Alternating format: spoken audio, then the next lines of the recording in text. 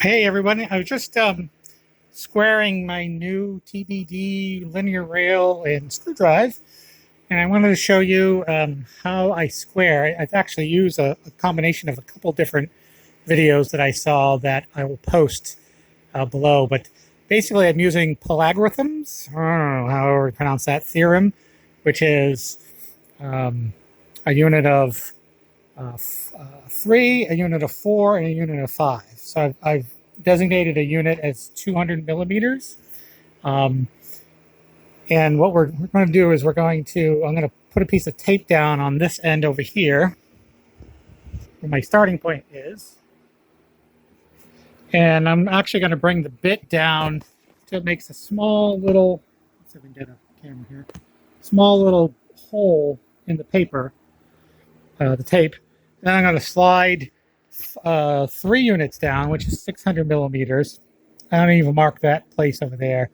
And then I'm going to slide it over 800 millimeters.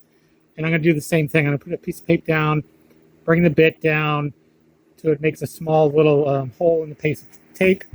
And then I've got a 1,000 millimeter ruler because 3, 4, and 5, that's based on 200 millimeters is the unit. So it's 600, 800, and then if I've got this squared, this will go this part of the tape, excuse me, my ruler, and this part of my ruler here should match 1,000 millimeters. I'm going to just go back here real quick again because I'm sure it's off, so it's a little tweak.